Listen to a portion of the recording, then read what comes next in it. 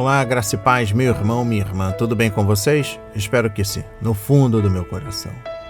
Estamos iniciando a leitura da Bíblia em 365 dias, uma dose de amor com a Palavra de Deus. Hoje, no 55º dia, trago para leitura e estudo bíblico os livros de Êxodo, capítulo 30 a 32, o livro do profeta Daniel, capítulo 11, versículos 2 a 20, e o livro de Apocalipse, capítulo 14. A minha recomendação neste momento é que todos tenham em mãos bloco de anotação, caneta ou lápis. A Bíblia, tão importante quanto a sua leitura diariamente, nos traz refrigério para a alma e sabedoria, nos aproximando assim de Deus, fortalecendo a nossa fé e esperança.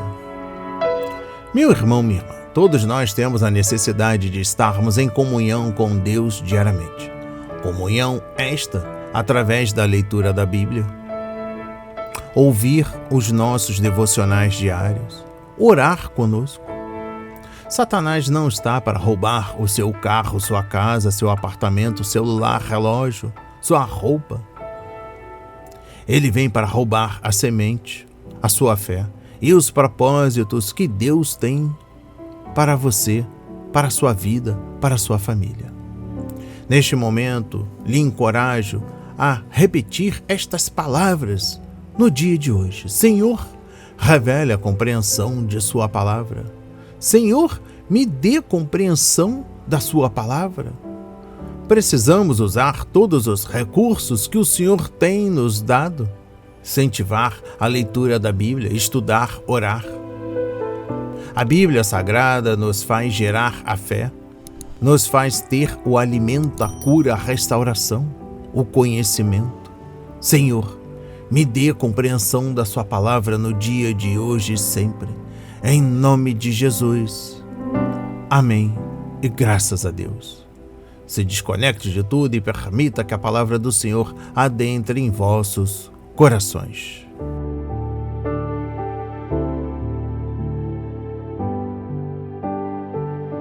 O altar do incenso. Faça também um altar para queimar incenso. Faça-o de madeira de acácia. Será quadrado, tendo 45 centímetros de comprimento e 45 de largura. A altura será de 90 centímetros. Os chifres formarão uma só peça com ele. Revista-o de ouro puro, a parte superior, as paredes ao redor e os chifres. Ponha também um remate de ouro ao redor.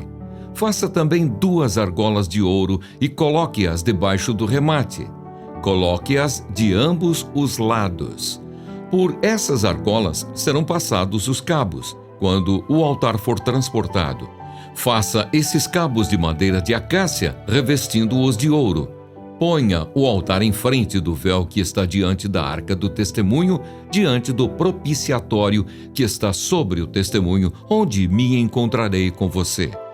Arão queimará um incenso aromático sobre o altar. Cada manhã, quando preparar as lâmpadas, o queimará. Quando ao crepúsculo da tarde acender as lâmpadas, o queimará. Será incenso contínuo diante do Senhor, de geração em geração.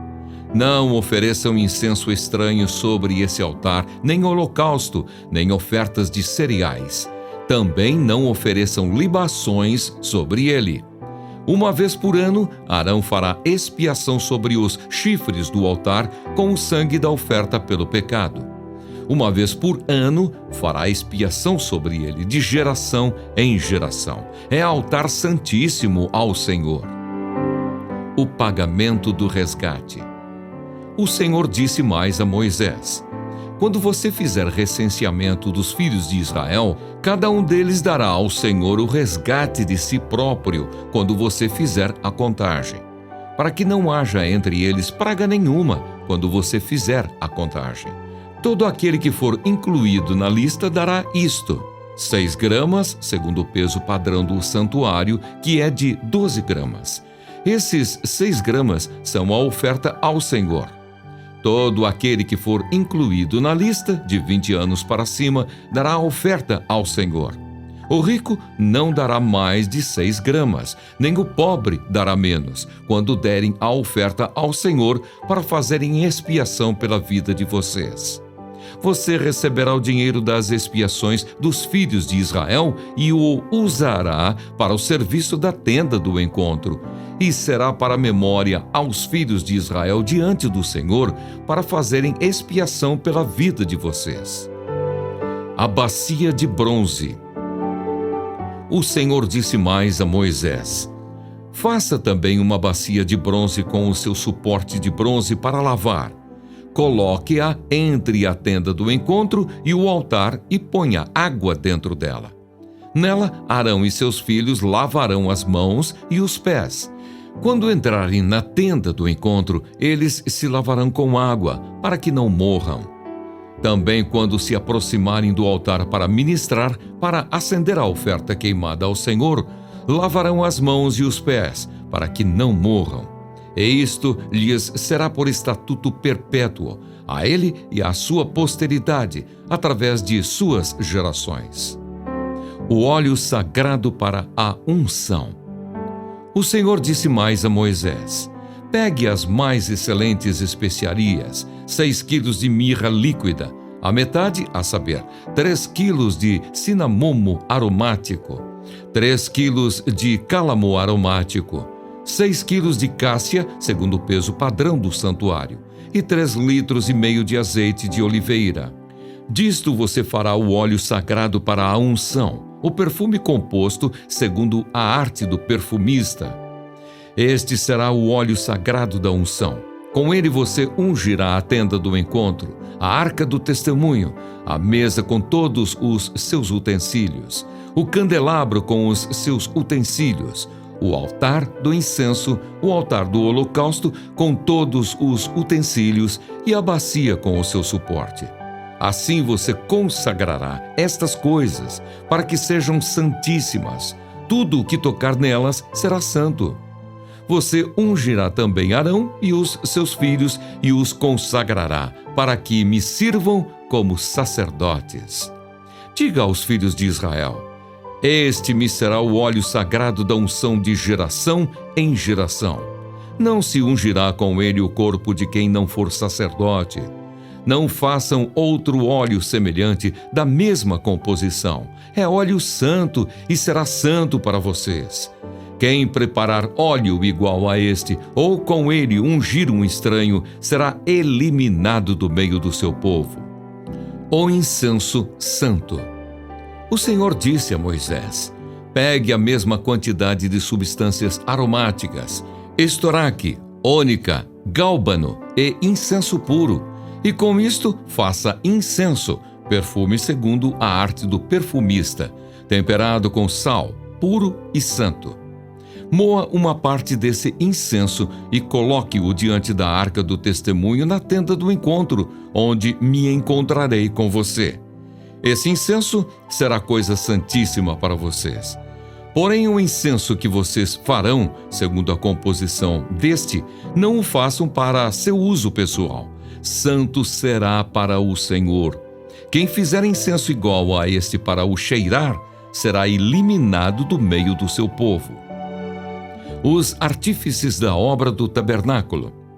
O Senhor disse mais a Moisés: eis que chamei pelo nome Bezalel, filho de Uri, filho de Ur, da tribo de Judá, e o enchi do Espírito de Deus de habilidade, de inteligência e de conhecimento em todo artifício, para elaborar desenhos e trabalhar em ouro, prata e bronze, para lapidação de pedras de engaste, para entalho de madeira, para todo tipo de trabalho artesanal. Escolhi a Oliabe, filho de Aizamaque, da tribo de Dan, para trabalhar com ele. Também dei habilidade a todos os homens hábeis, para que me façam tudo o que tenho ordenado: a tenda do encontro, a arca do testemunho, o propiciatório que está por cima dela e todos os pertences da tenda, a mesa com os seus utensílios, o candelabro de ouro puro com todos os seus utensílios e o altar do incenso, o altar do holocausto com todos os seus utensílios e a bacia com o seu suporte, as vestes finamente tecidas, as vestes sagradas do sacerdote Arão e as vestes de seus filhos, para servirem como sacerdotes, o óleo da unção e o incenso aromático para o santuário. Eles farão tudo segundo tenho ordenado. O sábado santo e as 2 tábuas do testemunho. Disse mais o Senhor a Moisés: fale aos filhos de Israel e diga-lhes o seguinte: certamente vocês guardarão os meus sábados, pois é sinal entre mim e vocês de geração em geração, para que vocês saibam que eu sou o Senhor que os santifica. Portanto, guardem o sábado, porque é santo para vocês. Aquele que o profanar morrerá. Quem nesse dia fizer alguma obra será eliminado do meio do seu povo. 6 dias se trabalhará, porém o 7º dia é o sábado do repouso solene, santo ao Senhor. Quem fizer alguma obra no dia do sábado morrerá. Os filhos de Israel guardarão o sábado, celebrando-o por aliança perpétua de geração em geração. Entre mim e os filhos de Israel é sinal para sempre, porque em 6 dias o Senhor fez os céus e a terra, e no 7º dia descansou e tomou alento. Quando o Senhor acabou de falar com Moisés no Monte Sinai, deu a ele as 2 tábuas do testemunho, tábuas de pedra, escritas pelo dedo de Deus. O bezerro de ouro. O povo viu que Moisés demorava para descer do monte. Então reuniu-se em volta de Arão e lhe disse: levante-se, faça para nós deuses que vão adiante de nós. Pois quanto a este Moisés, o homem que nos tirou do Egito, não sabemos o que lhe aconteceu. Arão respondeu: tirem as argolas de ouro das orelhas de suas mulheres, de seus filhos e de suas filhas e tragam para mim. Então todo o povo tirou das orelhas as argolas e as trouxe a Arão. Este, recebendo-as das mãos deles, trabalhou o ouro com um buril e fez dele um bezerro de metal fundido. Então disseram: são estes, ó Israel, os seus deuses que tiraram você da terra do Egito. Arão, vendo isso, edificou um altar diante do bezerro e fez a seguinte proclamação: amanhã haverá festa ao Senhor. No dia seguinte, madrugaram, ofereceram holocaustos e trouxeram ofertas pacíficas. E o povo sentou-se para comer e beber e levantou-se para se divertir. Então o Senhor disse a Moisés: vá, desça, porque o seu povo, o povo que você tirou do Egito, se corrompeu e depressa se desviou do caminho que eu lhe havia ordenado. Fez para si um bezerro de metal fundido, o adorou e lhe ofereceu sacrifícios, dizendo: são estes, ó Israel, os seus deuses, que tiraram você da terra do Egito. O Senhor disse ainda a Moisés: tenho visto este povo, e eis que é povo teimoso. Agora, pois, deixe-me, para que se acenda contra eles o meu furor, e eu os consuma, e de você farei uma grande nação. Moisés intercede pelo povo. Porém Moisés suplicou ao Senhor seu Deus, dizendo: ó Senhor, por que se acende a tua ira contra o teu povo, que tiraste da terra do Egito com grande poder e forte mão? Por que deixar que os egípcios digam: ele os tirou de lá com más intenções, para matá-los nos montes e para eliminá-los da face da terra? Deixa de lado o furor da tua ira e muda de ideia quanto a este mal contra o teu povo. Lembra-te de Abraão, de Isaque e de Israel, teus servos, aos quais por ti mesmo juraste, dizendo: multiplicarei a descendência de vocês como as estrelas do céu, e toda esta terra de que tenho falado, eu a darei à sua descendência, para que a possuam por herança eternamente. Então o Senhor mudou de ideia quanto ao mal que ele tinha dito que traria sobre o povo. Moisés voltou-se e desceu do monte com as 2 tábuas do testemunho nas mãos. tábuas escritas de ambos os lados. De um e de outro lado estavam escritas. As tábuas eram obra de Deus. Também o que estava escrito tinha sido escrito pelo próprio Deus, esculpido nas tábuas. Quando Josué ouviu a voz do povo que gritava, disse a Moisés: há um alarido de guerra no arraial. Moisés respondeu: o que ouço não é alarido de vencedores nem de vencidos, mas o alarido de pessoas cantando. Logo que se aproximou do arraial e viu o bezerro e as danças, Moisés ficou muito irado. Arremessou as tábuas de pedra das suas mãos e quebrou-as ao pé do monte. E pegando o bezerro que tinham feito, queimou-o e o reduziu a pó, que espalhou sobre a água e deu de beber aos filhos de Israel. Depois, Moisés perguntou a Arão: o que foi que esse povo fez a você, para que você trouxesse sobre ele tão grande pecado? Arão respondeu: não fique irado, meu senhor. Você sabe que este povo é propenso para o mal. Pois me disseram: faça para nós deuses que vão adiante de nós. Pois quanto a este Moisés, o homem que nos tirou da terra do Egito, não sabemos o que lhe aconteceu. Então eu lhes disse: quem tem ouro, tire-o. Eles o deram para mim, eu o lancei no fogo e saiu este bezerro. Moisés manda matar os idólatras. Quando Moisés viu que o povo estava sem controle, pois Arão o tinha deixado à solta para vergonha no meio dos seus inimigos, pôs-se em pé à entrada do arraial e disse: quem é do Senhor, venha até mim.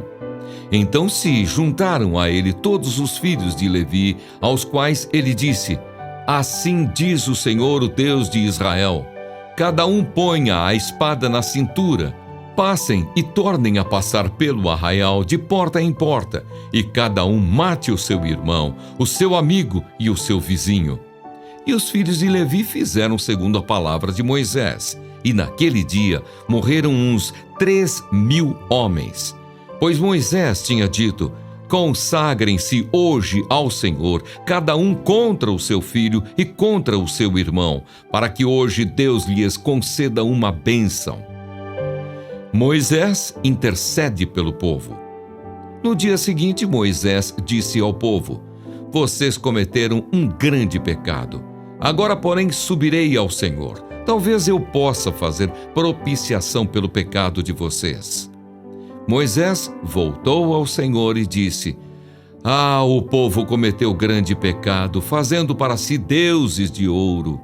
Agora, pois, perdoa-lhe o pecado, ou senão, peço-te que me risques do livro que escreveste. Então o Senhor disse a Moisés: riscarei do meu livro todo aquele que pecar contra mim. Vá, pois, agora e conduza o povo para o lugar do qual falei a você. Eis que o meu anjo irá adiante de você. Porém, no dia da minha visitação, eu os castigarei pelo pecado que cometeram. Assim, o Senhor feriu o povo, porque fizeram o bezerro, aquele que Arão tinha feito.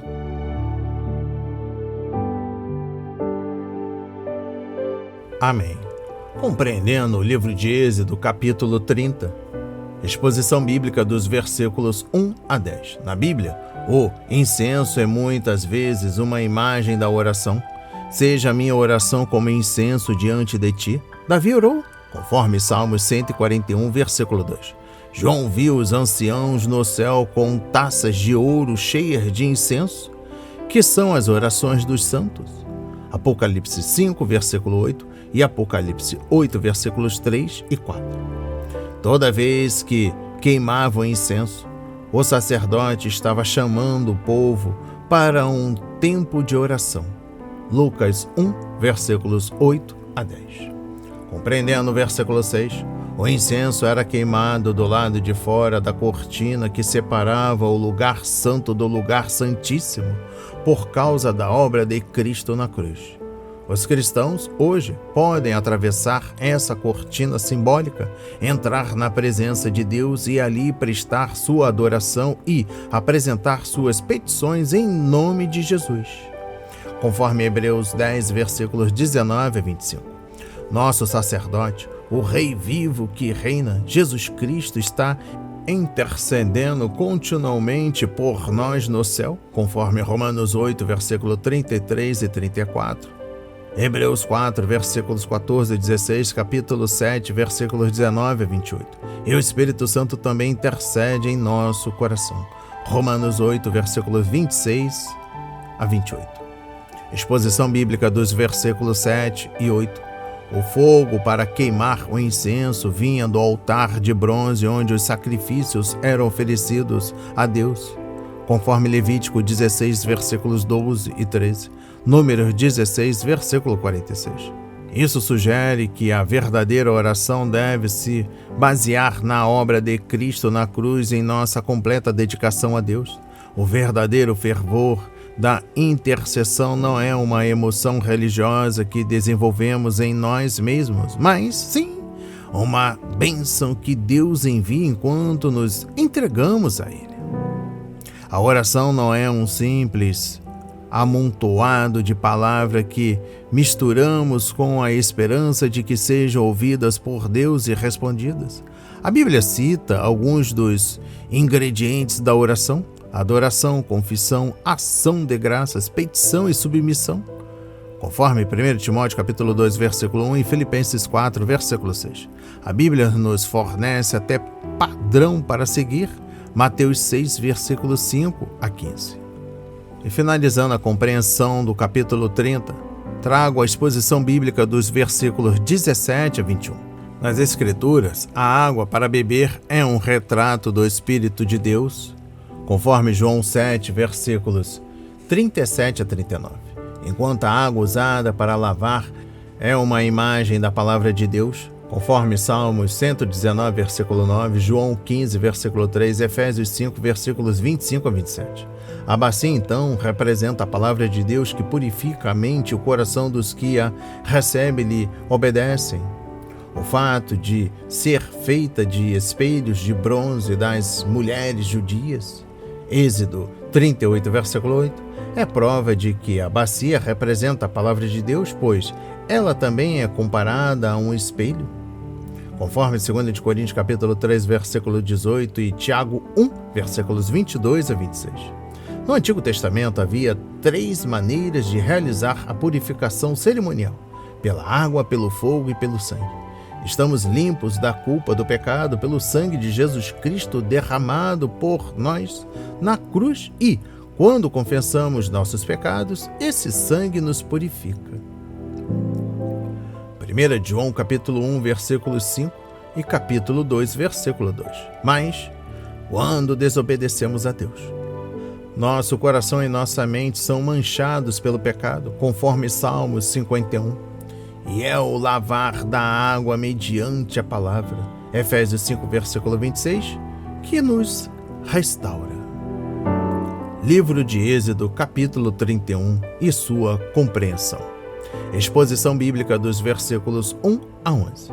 Seja para a montagem do tabernáculo no Antigo Testamento, seja para a construção da igreja no Novo Testamento, seja para a edificação de nossa vida e ministério hoje, é o Espírito Santo de Deus quem prepara e capacita o homem para o trabalho. Deus deu a Bezalel e a Oliabe a habilidade, a sabedoria de que precisavam, mas também preparou os artesãos que trabalhavam para eles. Guiados pelo Espírito em obediência à palavra, eles construíram o tabernáculo e seus móveis.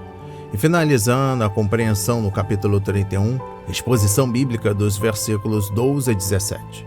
É lamentável que os israelitas não tenham observado o sábado conforme Deus orientara. Por isso, eles tiveram de ser disciplinados. É também lamentável que os escribas e fariseus tenham acrescentado 39 atos proibitivos em relação a este mandamento, fazendo com que a observância do sábado se tornasse um fardo, em vez de ser uma bênção, conforme Marcos 2, versículos 23 e capítulo 3, versículo 5. Compreendendo o capítulo 32, exposição bíblica dos versículos 1 a 35. Por que Israel cometeu tal ato pecaminoso em um momento tão glorioso de sua história? Para começar, os israelitas estavam impacientes com Moisés, que estava no monte com Deus. Havia 40 dias e 40 noites, conforme versículos 11 e 12. A impaciência muitas vezes leva às ações impulsivas e ao pecado. Israel não aprendera a viver pela fé e a confiar em Deus, seja diante de Moisés, seja em sua ausência, estando o líder com eles ou não. Os israelitas o criticavam e ignoravam o que lhes havia ensinado. Arão e os líderes das tribos foram os culpados porque não recorreram imediatamente a Deus para pedir ajuda e advertir o povo acerca do que aconteceria caso insistissem naquilo. Arão e Hur tinham a autoridade de Moisés para liderar o povo em sua ausência. Capítulo 24, versículo 14. E embora houvessem presenciado atos poderosos de Deus, cederam o povo, desapontando a Deus e a Moisés. Em vez de controlar a situação, o sumo sacerdote ainda apoiou aquela iniciativa abominável ao Senhor. Compreendendo o versículo 1, a atração de Israel pelos ídolos nasceu no Egito e ainda era forte no meio do povo. Arão alimentou esse desejo, dando aos israelitas o que eles queriam. Muito se diz atualmente sobre satisfazer as necessidades sentidas pelas pessoas, mas ali estava uma nação que não sabia sequer quais eram realmente as suas necessidades. Exposição bíblica dos versículos 7 a 14. Na liderança, as experiências difíceis que temos com as pessoas a quem lideramos nos edificam ou nos destroem. E Moisés estava prestes a ser provado. Deus se referiu a Israel desta forma: o seu povo que você tirou do Egito, como se o Senhor estivesse abandonando a nação nas mãos de Moisés. Contudo, o líder hebreu logo fez Deus se lembrar de que os israelitas eram o povo do Senhor, o mesmo que ele havia libertado. Além disso, Deus fizera uma aliança com os antepassados daquela gente, prometendo abençoá-los, multiplicá-los e dar-lhe a terra prometida. Gênesis 12, versículos 1 a 3. Moisés queria que Deus cumprisse sua palavra, e era isso mesmo que Deus queria que ele fizesse. Exposição bíblica dos versículos 9 a 10. O Senhor então adotou uma abordagem diferente. Ele se ofereceu para destruir Israel e fazer dos descendentes de Moisés uma nova nação. Um homem de menor envergadura poderia ter aceitado essa oferta, mas não Moisés. Ele amava seu povo, por mais pecaminoso que fosse, e mais do que qualquer outra coisa desejava glorificar o Deus de Israel e vê-lo cumprir suas promessas. E eu finalizo a leitura no livro de Êxodo, capítulo 32, com a exposição bíblica dos versículos 19 a 35. O pecado sempre custa caro. A grave transgressão de Israel não só levou milhares de pessoas à morte, como privou a nação da presença do Senhor no acampamento e em sua peregrinação à terra prometida.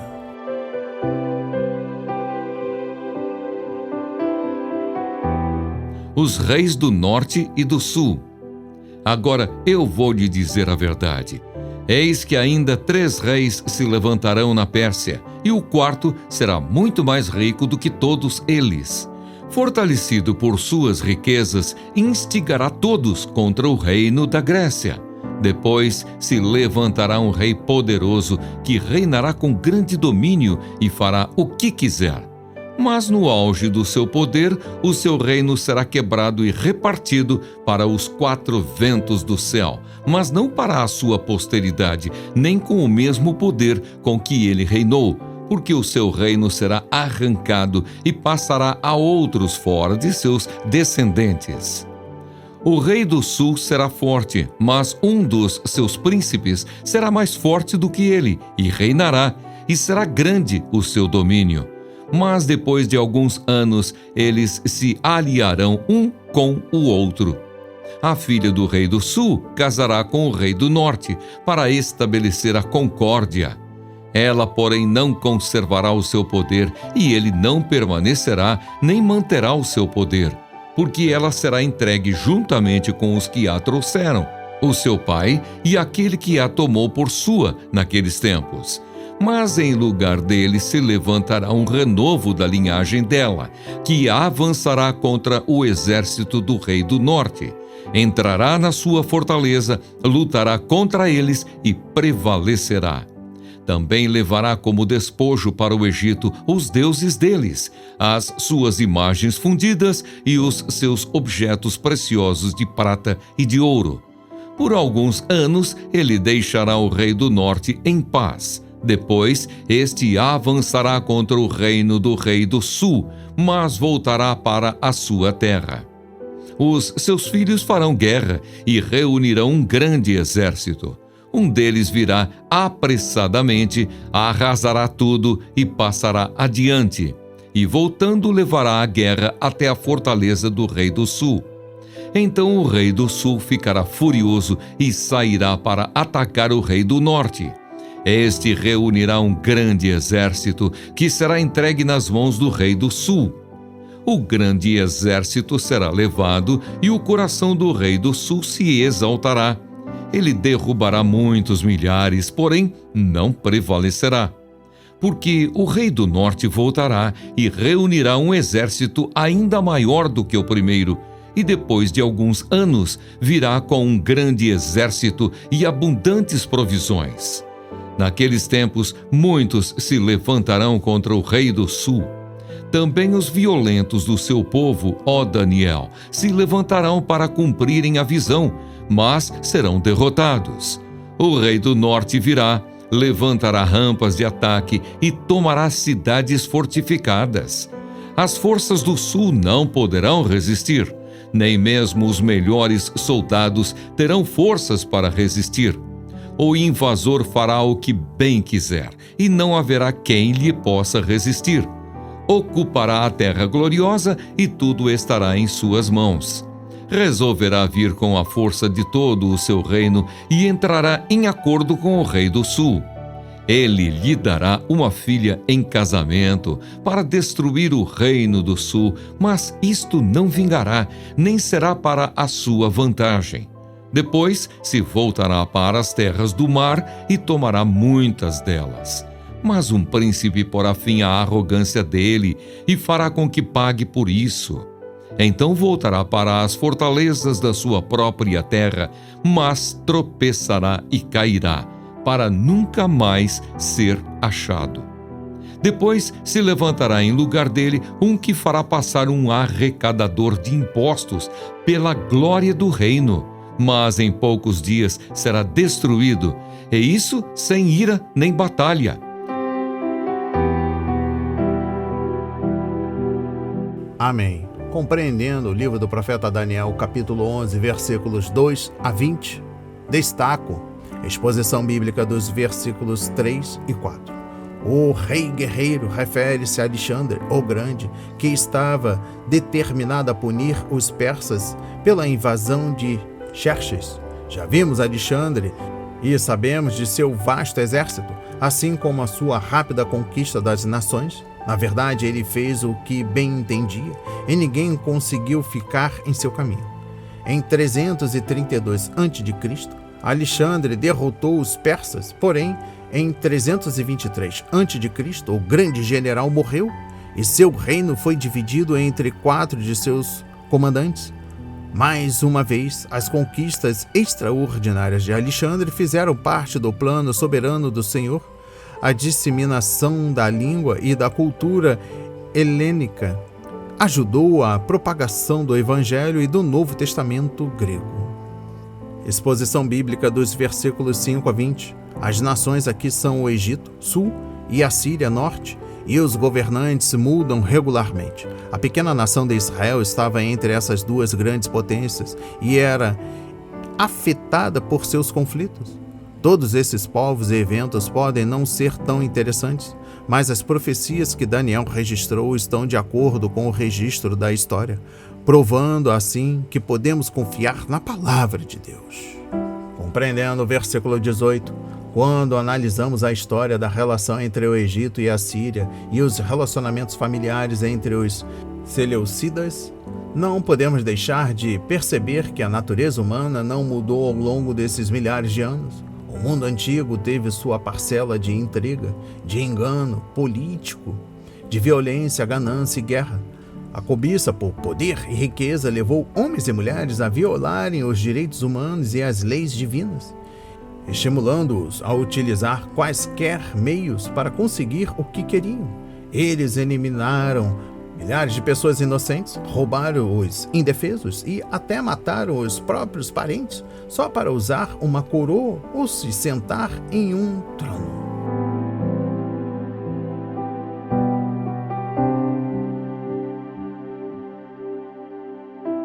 O Cântico dos 144.000. Olhei, e eis que o Cordeiro estava em pé sobre o monte Sião.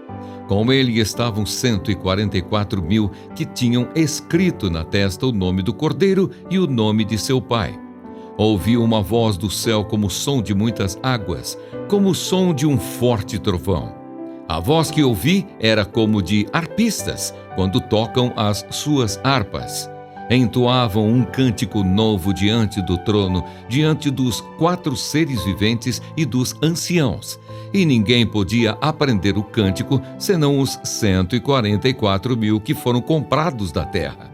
Estes são os que não se macularam com mulheres, porque são virgens. Eles seguem o Cordeiro por onde quer que ele vá. São os que foram comprados dentre todos os seres humanos, primícias para Deus e para o Cordeiro. E não se achou mentira na sua boca, não tem mácula. As mensagens dos 3 anjos.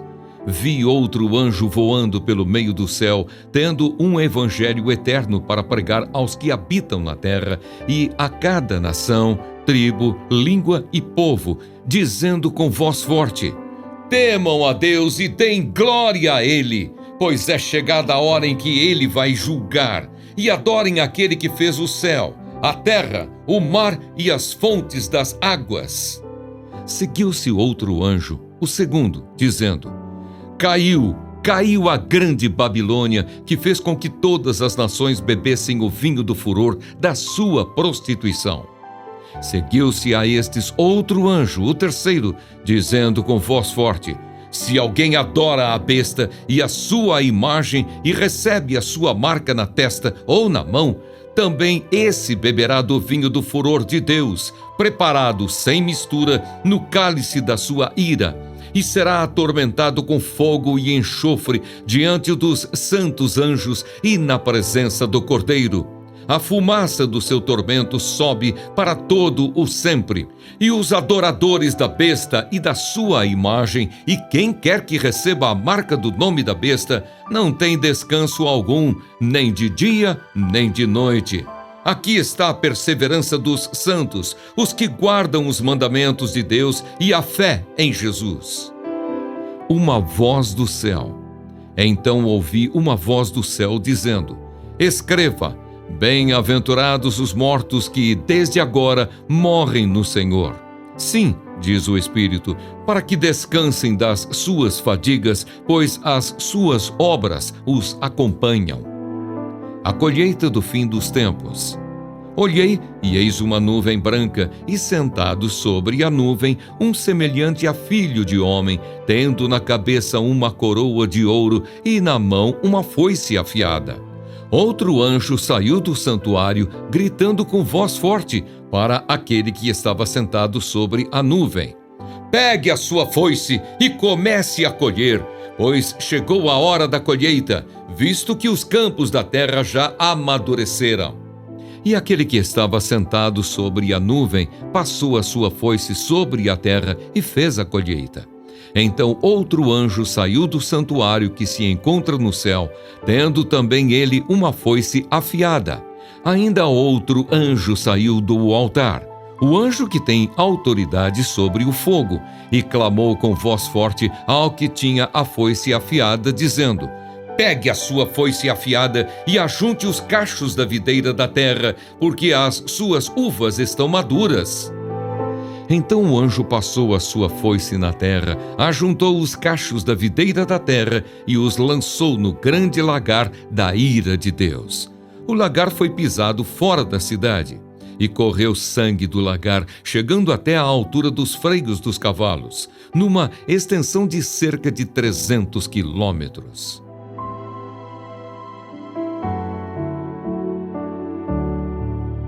Amém. Compreendendo o livro de Apocalipse, capítulo 14, trago a exposição bíblica dos versículos 1 a 5.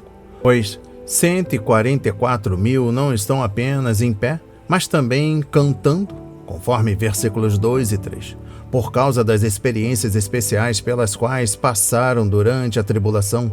Eles têm um novo cântico para entoar, do qual os outros não podem participar.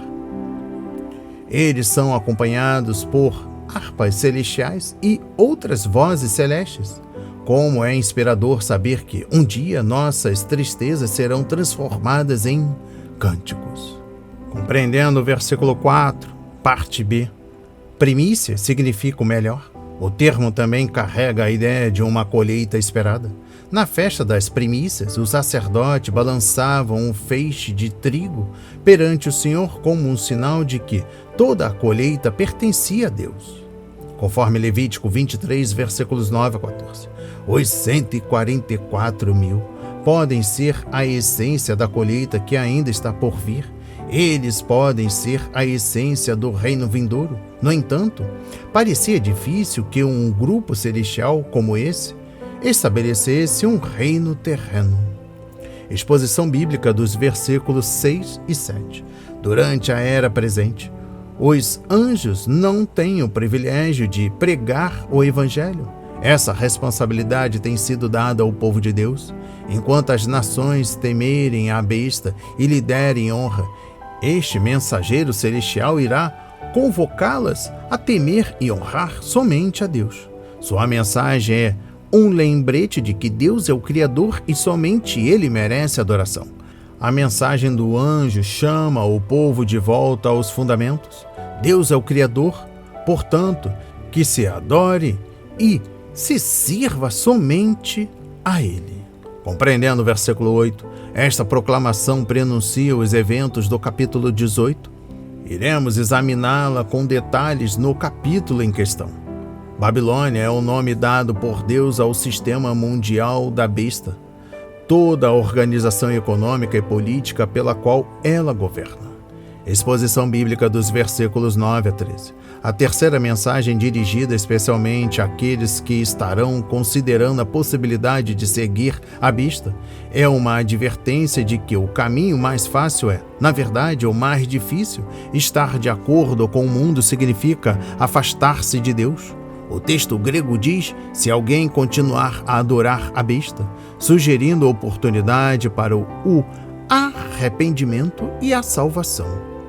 Compreendendo o versículo 11, devemos também lembrar que Deus advertiu várias vezes os pecadores e lhe deu oportunidade para se arrependerem. O primeiro anjo, nesta série, convidou os pecadores a se voltarem para Deus, e o segundo avisou que todo o sistema babilônico seria destruído. Portanto, se as pessoas persistissem em seus pecados, mesmo depois que Deus envia juízos e advertências, então elas só têm a si mesmas para culpar. Compreendendo o versículo 13, João queria que seus leitores vissem o contraste entre os versículos 11 e 13. Não há descanso para os ímpios, mas há repouso eterno para os santos, conforme 2 de Tessalonicenses capítulo 1, versículos 3 a 12. Então, é melhor reinar com Cristo para sempre do que com o anticristo por poucos anos. E melhor suportar a perseguição com paciência agora do que escapar dela, mas sofrer por toda a eternidade.